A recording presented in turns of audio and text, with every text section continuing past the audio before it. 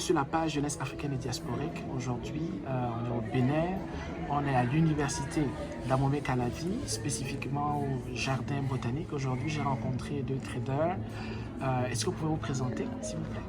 Bonjour à tous, moi c'est Thierry de Drapeau. Et Bonjour, toi? ici c'est Bienvenue à Bozo. Bienvenue. À Bozo. Ok, donc on va commencer par toi, Thierry. Je voulais savoir, parce que j'ai vu ton ordinateur, j'ai vu que tu étais un trader, tu es plus dans le forex, c'est bien ça? Oui, c'est bien ça. Ok. Est-ce que tu peux nous dire qu'est-ce qui t'a motivé? Comment est-ce que tu es tombé là-dedans?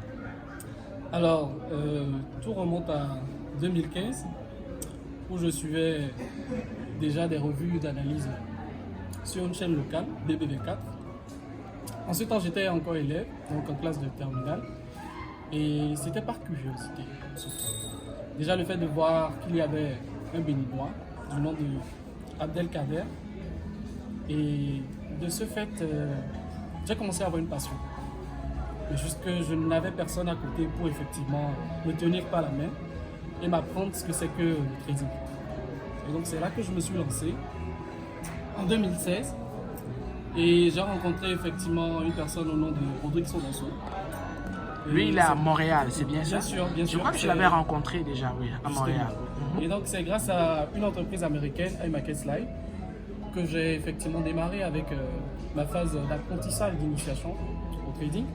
J'ai fait 1 mois, 2 mois avec l'académie de iMarkets Live et c'est là que j'ai effectivement reçu les bases et les rudiments nécessaires pour effectivement comprendre et apprendre du trading. Et donc, cela effectivement peut-être n'a pas suffi, mais après, par le temps, j'ai aussi commencé à développer moi-même certaines compétences en étant sur Internet, en lisant des En te PDF, formant. en me formant moi-même. Comme autodidacte, en fait. Exactement, en étant autodidacte, et c'est là que voilà, tout a commencé. Ok, et toi, comment est-ce que tu es tombé là-dedans? Ok, disons moi déjà dans mon parcours universitaire, j'ai fait les finances. Donc, j'avais déjà un goût pour tout ce qui est la finance. J'avais déjà un goût pour tout ce qui est la finance. Ok. Mais j'étais plus sur le marché régional, c'est-à-dire sur le marché des bourses, des valeurs mobilières. Ah, ok. Donc du coup, c'était un ami qui m'a dit, mais tiens, tu peux faire plus de spéculation au niveau du forex. Donc du coup, c'est comme ça que je suis allé sur le forex. On m'a orienté vers plusieurs personnes. Du coup, un ami proche à moi m'a orienté vers celui qui est à côté de moi, Thierry. Ok, donc Thierry est ton mentor alors? Je dirais formateur, coach formateur. Donc toi aussi c'est iMarkets Live, Non, moi right? pas du tout. Ok. Moi j'étais déjà, comme je l'avais déjà, j'aimais déjà le marché boursier. J'étais plus sur le marché régional, la BRVM. Ok. Donc du coup, j'avais rencontré un ami avec BRVM, Bourse régional des valeurs mobilières. mobilières. Ok, C'était plus excellent. au niveau des actions. La volatilité n'était pas tout forte. Donc c'était quelque chose de rassurant, c'était comme un compte épargne. Donc le but toujours c'est d'avoir plus de spéculation. Donc j'ai rencontré un ami qui m'a dit mais tiens, tu peux aller sur le forex. Et c'est comme ça. Tout a commencé en 2015. Quand on parle de Forex, Thierry, le Forex c'est quoi? Alors c'est le marché des paires de devises Ok. et on y rencontre effectivement les devises étrangères comme l'euro, le dollar américain, le dollar canadien. Et donc voilà, c'est un marché aujourd'hui qui est décentralisé. Oui. Donc c'est un marché dont vous pouvez avoir accès n'importe où vous soyez dans le monde à travers juste Internet, une plateforme de trading tout simplement. Ok. Ça c'est les avantages de la technologie. En fait. Justement, c'est les avantages de la technologie. Et maintenant, qu'en est-il? Sur quoi est-ce que concrètement, c'est quelle paire de devises sur lesquelles tu trades assez rapidement? Est-ce que tu peux nous parler un peu, une journée de trading, ça ressemble à quoi? Donne-nous un peu actuellement, qu'est-ce que tu fais? Donne-nous un peu une idée, s'il te plaît. Alors, déjà, je suis diplômé de l'École nationale d'inflation de magistrature ENAM Bénin et je suis à temps partiel aussi étudiant, donc je suis en master Ok. actuellement. Master Donc, ce qui en? fait- master en administration des impôts. Ok. Donc, ce qui fait que je n'ai pas une journée de trader à temps plein. Ok. Donc, mais une journée de trader, à quoi ça ressemble chez moi, Thierry? C'est déjà avoir un plan de trading qui est déjà conçu, déjà d'avance, et avoir effectivement une tranche d'horaire bien définie. Généralement, je consacre l'heure de chevauchement de la session de Londres et de New York, donc de 13h jusqu'à 17h, pour effectivement trader. Et donc, cela limite un peu les opportunités ou les paires de devises sur lesquelles je dois intervenir. Notamment euro USD, notamment GBP USD, notamment USD CAD, qui sont les paires sur lesquelles je trade assez souvent. Ok. Donc c'est des paires majeures, c'est des paires qui sont effectivement en ligne directe avec le dollar américain. Ok. Et donc vu que le dollar étant, je dirais, l'une des monnaies les plus populaires, pour ne pas dire la devise la plus dominante Exactement. au monde, donc c'est des paires qui bougent assez très vite. Ok. Donc je préfère souvent des marchés très volatiles. Et donc c'est la raison pour laquelle je trade ces paires. Alors, donc effectivement avec mon plan de trading, j'ai ma stratégie. Je sais déjà à l'avance si je monte un scénario, à quel moment je dois entrer en position, à quel moment je dois avoir mes limites de pets, donc le stop loss et placer mes limites de take profit. Et donc même lorsque je ne suis pas devant le graphique et que j'ai déjà défini un peu comme ma ceinture de sécurité, Ok. je sais qu'à la fin, soit tu sors gagnant, soit tu sors perdant. Ok. Et toi? Moi aussi, de mon côté, je suis diplômé de l'École nationale d'économie. Ok. Donc, Tu es un économiste en devenir. donc, voilà. Ok. Et actuellement, je suis en master Ok. de la finance digitale. Je suis en train de faire un master en finance digitale. Donc, du coup, comme je l'avais dit, je cherchais les gens pour me former parce que j'avais soif de cette connaissance aussi. Ok. Donc, du coup, je passais les gens. C'est vrai, je n'ai pas rencontré beaucoup de personnes. Je suis ici dans des groupes où je regardais les signaux. Mais je dis, mais tiens, moi-même, je peux aller sur le marché. Oui. Donc, du coup, j'ai rencontré un ami qui était près de moi, qui n'était pas un trader, Ok. mais qui avait fréquenté avec Thierry, et qui a donné le contact de Thierry. Donc, du coup, je suis rentré en contact avec lui, et c'est ce que vous voyez. Actuellement, nous sommes en formation, il nous donne les rudiments, ce qu'il faut savoir pour pouvoir aller facilement sur le marché. Ok. Est-ce que vous pouvez nous parler de le mouvement de trading, je veux dire l'engouement au Bénin? Comment est-ce que ça se présente auprès de la jeunesse africaine qu'on retrouve au Bénin? Qu'est-ce qu'ils pensent du trading? Est-ce qu'ils sont sceptiques? Est-ce qu'ils sont ouverts? Comment est-ce que ça se présente? Alors c'est vrai, c'est une belle question parce que moi déjà, je me rappelle en 2016 quand je me lançais dans le trading, j'avais beaucoup d'amis qui dans le temps voulaient aussi se lancer mais qui étaient sceptiques. J'en faisais aussi partie, j'étais tellement sceptique. Et j'ai dû laisser tomber cette barrière parce qu'il y avait beaucoup de préjugés. Jusqu'à présent, il y a beaucoup de préjugés Ok. Sur le trading. Comme C'est quoi, de- par exemple? C'est de la narc, on ne gagne pas sa vie, c'est tellement facile, il n'y a rien à tirer dedans. Et donc, je pense que c'est des préjugés des personnes qui ne font même pas le pas de savoir ce que c'est avant de porter un jugement sur le métier de trader. Parce qu'effectivement, dans notre pays, c'est considéré comme un métier. Ce n'est seulement pas une activité à but lucratif, Ok. mais c'est avant tout un métier. C'est la raison pour laquelle les gens doivent obligatoirement entrer dans des formations et effectivement consacrer du temps nécessaire à développer des aptitudes avant de pouvoir trader. Aujourd'hui, il y a beaucoup de personnes qui sont motivées par le trading, mais leur motivation, c'est effectivement de gagner de l'argent. Donc ils sont très court-termistes. Justement. Et donc, ils y viennent juste avec la volonté, avec la motivation première de gagner de l'argent. Ok. Ce qui est totalement irrationnel. La preuve, plus de 80% ou 90% de ces personnes retournent les bras vides. Ok. Donc, ils perdent de l'argent sur le court terme et sur le long terme. Et donc, aujourd'hui, beaucoup de personnes, effectivement, veulent venir au trading, mais n'ont pas la bonne motivation. Ok.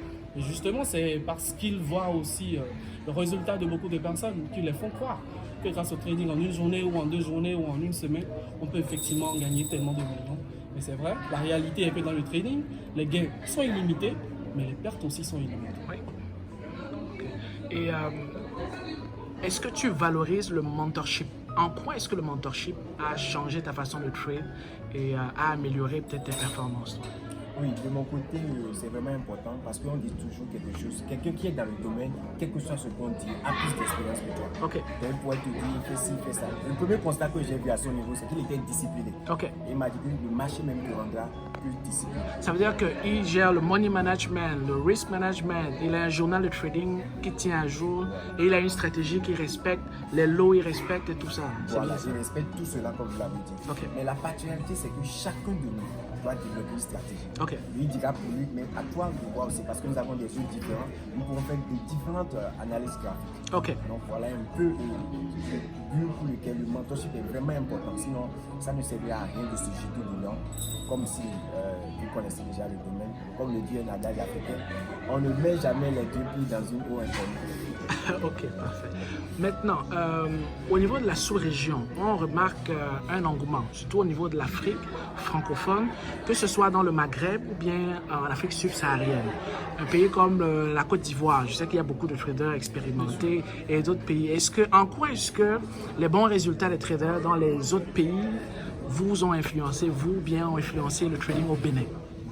Alors déjà, je pense que 2 ans en arrière, 3 ans en arrière, je ne pense pas que ces pays nous motivaient. Ok. Bon, Peut-être que d'autres diront le contraire, mais moi personnellement, je n'avais pas ciblé des traders à succès dans ces pays-là, en 2015 par exemple. Et donc c'était, comme je vous l'ai dit, grâce à Rodrigue Sodosso, qui est un Béninois, un Africain. C'est grâce à lui que j'ai connu effectivement cette opportunité et donc j'ai eu la chance effectivement de découvrir le trading. Mais aujourd'hui, effectivement, on remarque que des résultats de bon nombre de traders à succès, que ce soit au Burkina, que ce soit en Côte d'Ivoire, que ce soit même au Togo, nous influence plus. Et je pense que cela amène aussi un certain challenge, un certain leadership africain, où nous voyons qu'à côté de nous, c'est-à-dire nos Béninois, quand nous voyons des Ivoiriens, quand nous voyons des Togolais, quand nous voyons même des frères burkinabés qui se lancent dans le domaine et qui ont des résultats probants, cela fait tomber aussi les barrières, les préjugés que la couleur de peau n'est pas un avantage, ou le fait de vivre en France ou de vivre peut-être aux États-Unis n'est pas un avantage privilégié pour effectivement vivre du trading, effectivement être excellent, bon trader.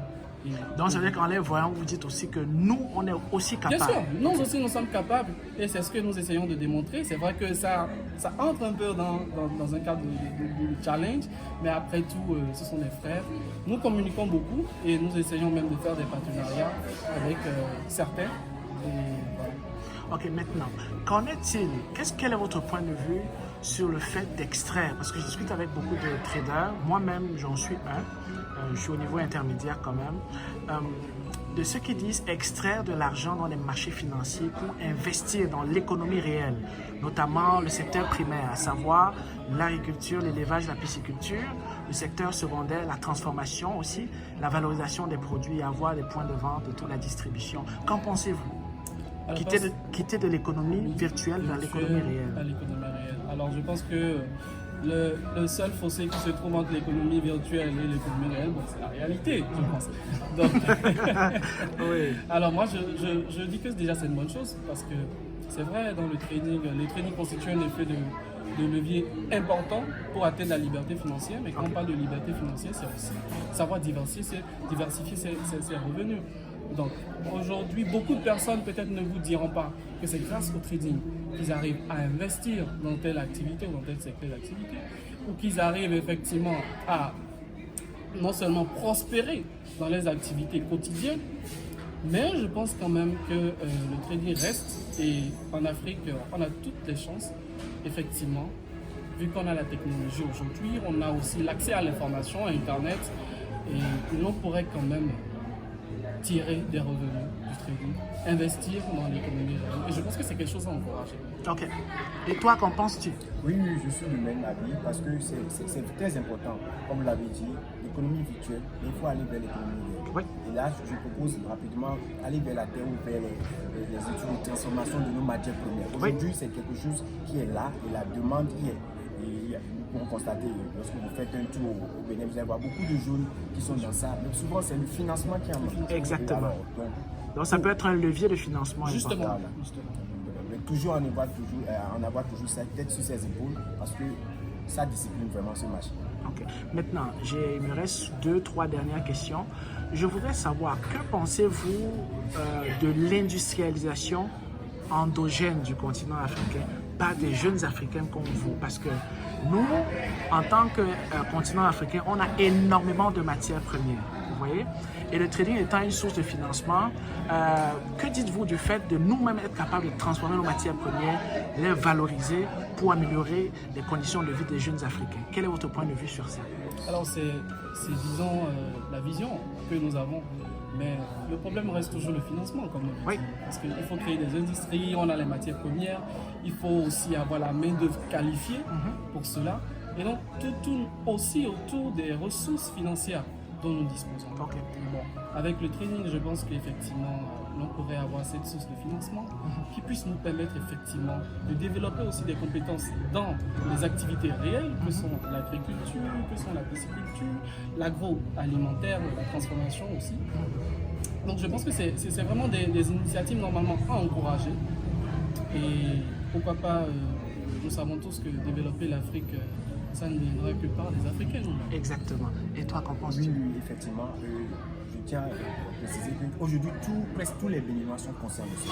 Ok. On sait que nous sommes Béninois, c'est vrai, mais ce que les Blancs, les autres font, nous aussi nous pouvons le faire. Nos matières premières, nous pouvons les transporter sur place, nous pouvons aussi les revendre ça. Exporter. Exporter, voilà. Donc du coup, je pense que c'est très très important et c'est la vision permanente de tout jeune, c'est d'être capable d'apporter un de plus à son pays, un de plus à ce continent qui est encore vierge et qu'on peut rebâtir dans les jeunes à tout moment, dès maintenant. Ok, la dernière question. Quel est le message, comme moi, par exemple, moi je suis un jeune de la diaspora, ouais, je suis dans un autre pays, je reviens pour voir ce qui se fait, rencontrer des jeunes dans le secteur primaire, dans le secteur secondaire et tertiaire. Aujourd'hui, je vous ai vu en tant que trader dans le secteur tertiaire. Quel est le message à ces jeunes qui comprennent que l'Occident n'est pas l'Eldorado, le paradis? On peut créer son paradis là où on est si on a le savoir-faire et qu'on met des concepts qui fonctionnent sur place. Quel est le message que vous pouvez dire à ces jeunes qui veulent rentrer sur le continent, s'investir ou bien s'investir en Occident ou bien à l'étranger et valoriser l'image de l'Afrique à l'extérieur? Alors moi je pense que c'est des visions même à encourager parce que c'est vrai, nous avons tous pensé, moi-même j'ai été de ce genre de personnes qui pensaient effectivement qu'aller à l'étranger était fuir peut-être tous les problèmes de l'Afrique, fuir toutes les difficultés de la vie, mais cela n'est pas le cas. Okay. Moi je pense que le fait que les jeunes africains ayant effectivement voyagé, qui vivent à l'étranger, décident de revenir au pays et de développer effectivement leur continent, ce sont des actions à saluer.